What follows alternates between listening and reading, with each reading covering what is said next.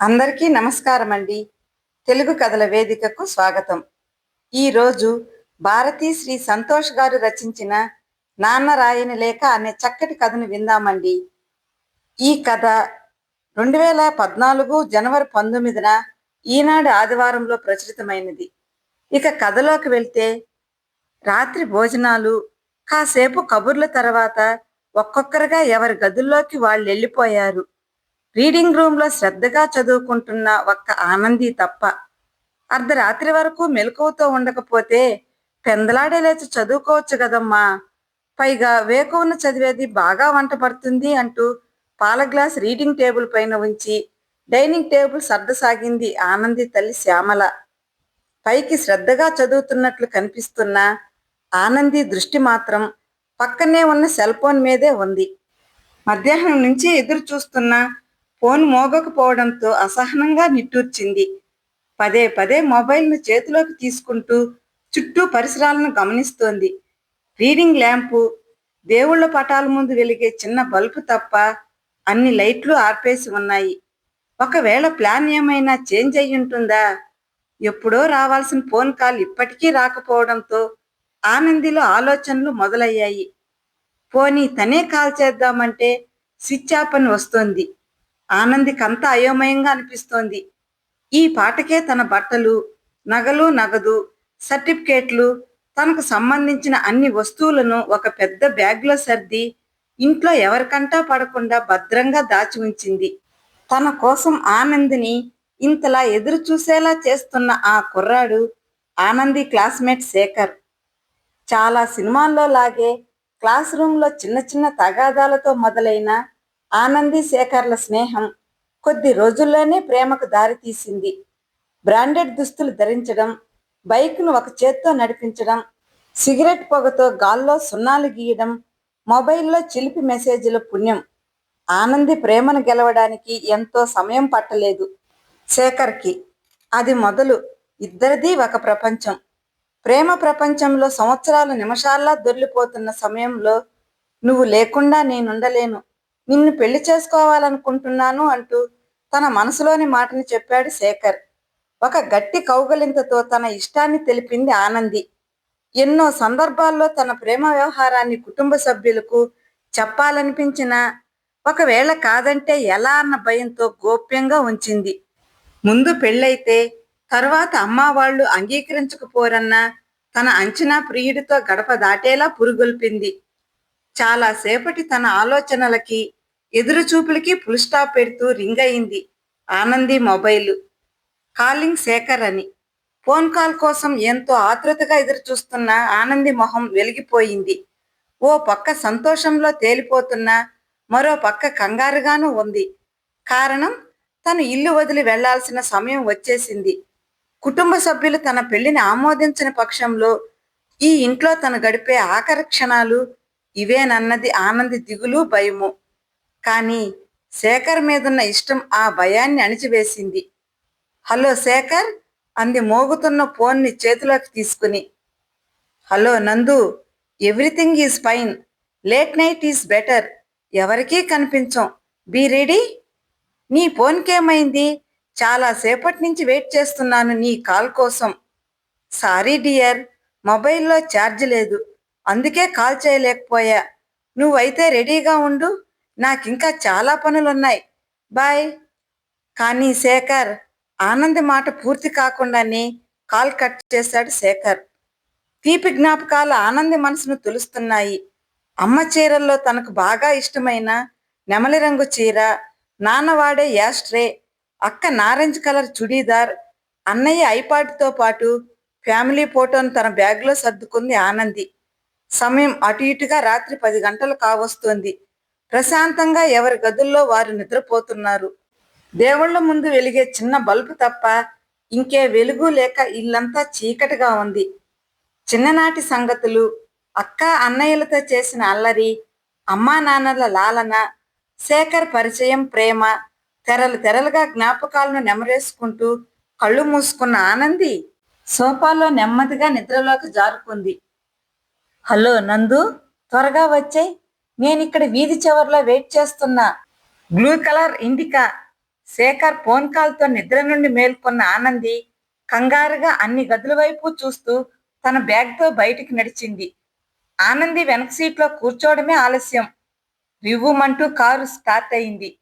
Car వెళుతున్నంతసేపు వెనక్కి తిరిగి ఇంటివైపే చూస్తున్న ఆనందికి ఇల్లు క్రమంగా దూరంగా జరుగుతూ కాసేపటికి పూర్తిగా కనిపించకుండా పోయింది.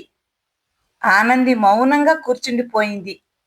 బాధపడుకున్నందు అంతా సర్దుకుంటుంది. భుజం పైన చేయి వేస్తూ అన్నాడు శేఖర్. కారులో వెళ్తున్నంతసేపు ఆనంది చేతిని తన చేతిలోకి తీసుకుని శేఖర్ ఏవేవో మాట్లాడుతూనే ఉన్నా అవేమీ పట్టించుకునే స్థితిలో లేదు Anandi. Car central bus station దగ్గరికి చేరుకుంది. బస్టాండ్ బయట పదుల సంఖ్యలో ప్రైవేట్ బస్సులు ప్యాసింజర్స్ కోసం వెయిట్ చేస్తున్నాయి. టికెట్ కౌంటర్ దగ్గర కోలాహలంగా ఉంది. నెమ్మదిగా కౌంటర్ దగ్గరకు చేరుకుంది ఇండికా కారు.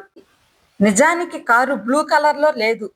అది ఏ కలరో కూడా గుర్తించే స్థితిలో లేదు ఆనంది. మీటర్ ఎంతయింది అంటూ హ్యాండ్ బ్యాగ్లోంచి డబ్బులు తీయబోయింది. వద్దండి, అయ్యగారు తమరి దగ్గర డబ్బులు తీసుకోవద్దన్నారు. మిమ్మల్ని క్షేమంగా వెళ్ళి రమ్మంటూ ఈ లెటర్ మీకిమ్మన్నారు అంటూ బూడిద రంగు లెటర్ని తన చేతిలో ఉంచి వెళ్ళిపోయాడు డ్రైవర్. ఆతృతగా ఉత్తరాన్ని చించి చదవసాగింది ఆనంది. నందు, ఆల్ ద బెస్ట్ నాన్న. నిన్ను చూస్తుంటే నాన్నగా నాకు చాలా గర్వంగా ఉందమ్మా. ఎలా నిలబడాలో తెలియక పడిపోతుంటే నేను తప్పటడుగులు నేర్పించిన పాపాయి పళ్ళు తోముకోవడం తెలియక పేస్ట్ తినేస్తుంటే నేను బ్రష్ చేయడం నేర్పించిన చిట్టి తల్లి ఇంత పెద్దదయిందంటే నాకే నమ్మబుద్ధి కావడం లేదురా. అక్షరాలు స్పష్టంగా కనిపించకపోయినా కష్టంగానైనా చదవడానికి ప్రయత్నిస్తోంది ఆనంది. నీకు గుర్తుందా తల్లి? చిన్నతనంలో నువ్వు నన్నొదిలి ఒక్క నిమిషం కూడా ఉండలేకపోయేదానివి. నన్ను చూసి నువ్వు ఎక్కడ ఏడుస్తావోనని కాలేజీకి వెళ్ళేటప్పుడు నువ్వు చూడకుండా జాగ్రత్త పడేవాణ్ణి. అక్క, అన్నయ్య కూడా నీకు కనిపించకుండానే స్కూల్కి వెళ్ళేవారు. ఇప్పుడు మాకు తెలియకుండా నువ్వు వెళ్ళిపోతున్నావు. దానికి ప్రతీకారమా నాన్న? నిజానికి నేనెప్పుడూ నా పిల్లలకి అన్నింట్లోకి బెస్ట్ ఇవ్వాలనే మదన పడేవాణ్ణి. బహుశా ఇది నువ్వు గుర్తించి ఉంటావు కూడా. బెస్ట్ స్కూల్లో నిన్ను జాయిన్ చేయడానికి ఎంతమందిని ఎన్ని రకాలుగా ఎంక్వైరీ చేశానో. బట్టలు, భోజనం, జీవితం ఒక్కటనేమిటి, నీకు సంబంధించిన ప్రతిదీ నేను స్వయంగా పరీక్షించి బెస్ట్ అనుకున్నది నీకు ఇవ్వగలిగాను. కానీ నీకు జీవితంలో అన్నింటికన్నా ముఖ్యమైన విషయంలో మాత్రం బెస్ట్గా ఇవ్వలేకపోతున్నా. నా సెలక్షన్ బెస్ట్ కాదని ఎలా అనగలవు నాన్నా అని నువ్వు నన్ను అడగొచ్చు. ఒకవేళ నీ సెలక్షన్ బెస్టే అయితే శేఖర్ మన ఇంటికే వచ్చి ఆనందిని ప్రేమిస్తున్నాను, పెళ్లి చేసుకోవాలనుకుంటున్నానని ధైర్యంగా అడిగి ఉండేవాడు. మన కుటుంబ సభ్యులందరినీ ఒప్పించి ఉండేవాడు. కానీ తనలా అడగలేకపోయాడు. అడిగే ప్రయత్నం కూడా చేయలేదు.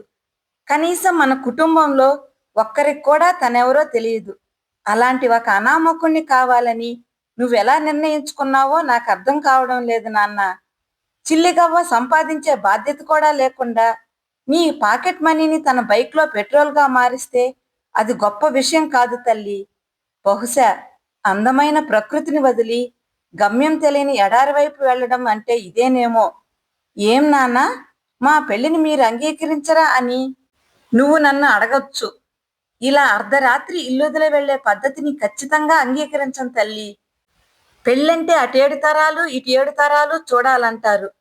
అబ్బాయి గుణగణాలు, ఆస్తిపాస్తులు, ఆరోగ్యం, సంపాదన ప్రతిదీ ఒకటికి 2 సార్లు బేరీజు వేసుకున్నాకే ముందుకెళ్లాలమ్మా. ఐపాడ్లో పాటల్లా దీనికి రివైండ్ ఆప్షన్ ఉండదు నందు.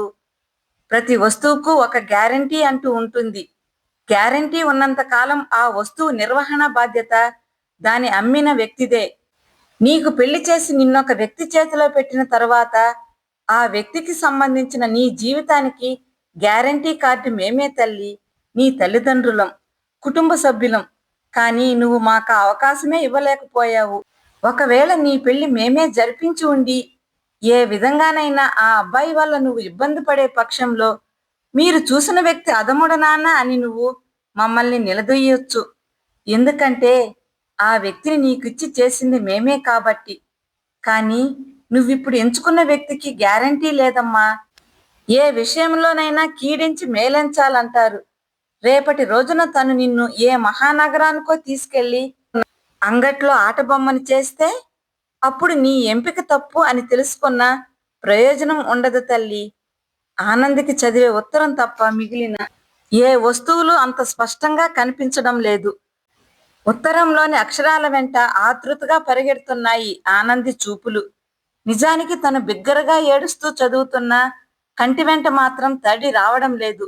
ఆనంద్కి అంతా మగతగా ఉంది. సినిమా చూసి అందులోని పాత్రలతో పోల్చుకునే వయసురా మీది. ఏ సినిమాలో అయినా ప్రేమించడం, పెళ్లి చేసుకోవడం వరకే చూపిస్తారు. కానీ పెళ్లి తర్వాత వాళ్ళెలా ఉంటారో ఎవరూ చెప్పలేరు. ఎందుకంటే ఇది జీవితం తల్లి. పెన్నుతో రాయడానికి రాదు, కెమెరాలో బంధించడానికి కుదరదు. నా మనసు మరల్చడానికి నాన్న ఇంతలా ప్రయత్నిస్తున్నాడా అని నీకు నా మీద విసుగు రావచ్చు. నొప్పెడుతుందని డాక్టర్ ఇంజెక్షన్ ఇవ్వకుండా ఉండలేడుగా. నన్ను ఓ డాక్టరే అనుకో తల్లి.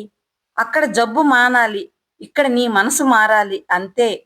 మేజరువైన నీ ప్రేమ విషయంలో మాకు ఎటువంటి హక్కు లేకపోవచ్చు.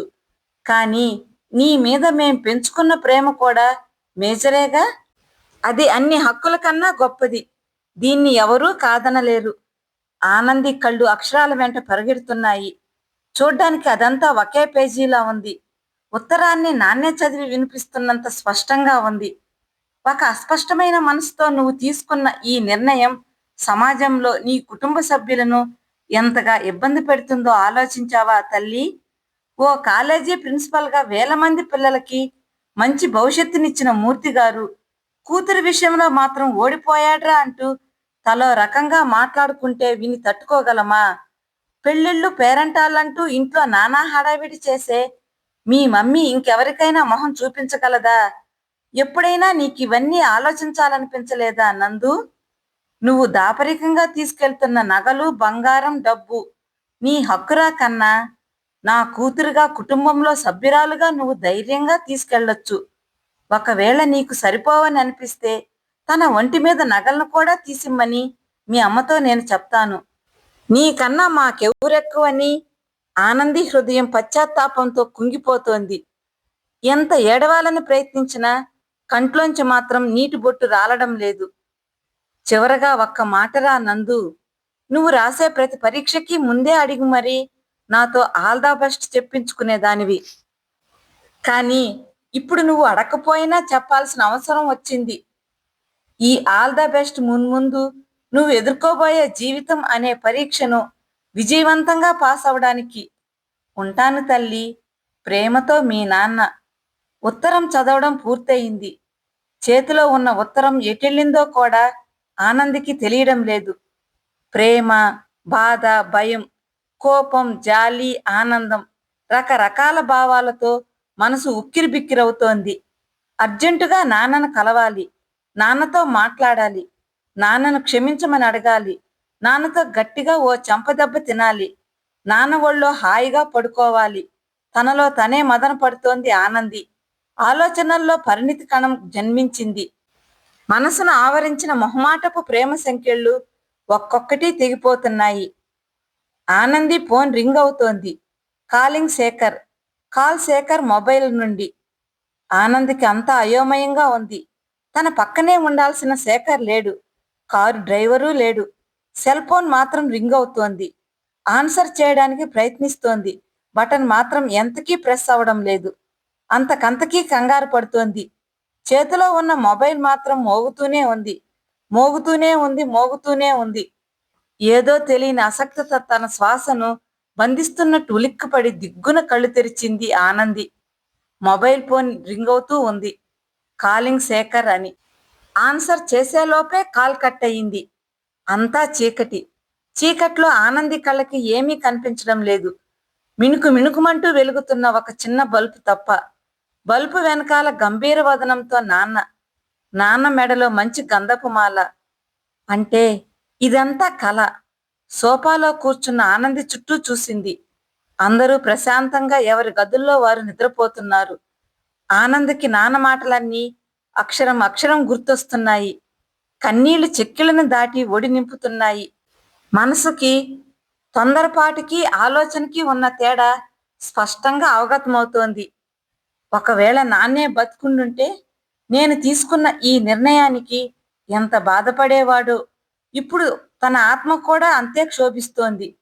పుట్టినప్పటి నుంచి కంటికి రెప్పలా చూసుకుని నన్నింత దాన్ని చేసిన తల్లిదండ్రులకి ఇదేనా నేనిచ్చే గౌరవం? ఆనంది మనసు ఒక బలమైన నిర్ణయం వైపు అడుగులేస్తోంది. ఇంతలో మొబైల్ మళ్ళీ రింగ్ అయింది. కాలింగ్ శేఖర్ అని. ఏంటి నందు, ఎన్నిసార్లు కాల్ చేస్తున్నా ఫోన్ తీయడం లేదు, పడుకున్నావా? అడిగాడు శేఖర్. ఐఆమ్ సారీ శేఖర్, నేను నీతో రావడం లేదు. పెద్దవాళ్ళకి తెలియకుండా, వాళ్ళ అంగీకారం లేకుండా పెళ్లి చేసుకునేంత పరిణతి, ఆర్థిక స్థిరత్వం మనకు లేవు. ముందు మనం చదువు పూర్తి చేసి కెరీర్లో స్థిరపడదాం. ఎంతో కష్టపడి మనల్ని చదివిస్తున్న తల్లిదండ్రులకు అది మనమిచ్చే గొప్ప బహుమతి. తరువాత మన ప్రేమ విషయం ఇంట్లో వాళ్ళకి చెబుదాం. వాళ్ళు తప్పక ఒప్పుకుంటారు. కాకపోయినా ఒప్పుకునే వరకు వేచి చూద్దాం. ఇది నీకు ఇష్టమైతే మన స్నేహంగా ఉందాం. లేదంటే మళ్ళీ నాకు కాల్ చేయొద్దు. బాయ్, స్థిరమైన గొంతుతో చెప్పింది ఆనంది. తండ్రి తలగడను తల కింద పెట్టుకుని తండ్రి ఒడిని తలుచుకుంటూ హాయిగా నిద్రపోయింది ఆనంది. నాన్న రాయని లేఖను మళ్ళీ మళ్ళీ చదవడానికి. కథ సమాప్తమండి. కథ నచ్చితే లైక్ చేయండి, షేర్ చేయండి. ఈ కథపై మీ అభిప్రాయాన్ని కామెంట్ రూపంలో తెలియజేయండి. మరిన్ని చక్కటి కథల కోసం మన ఛానల్ని సబ్స్క్రైబ్ చేసుకోండి. కథ విన్నందుకు ధన్యవాదాలండి.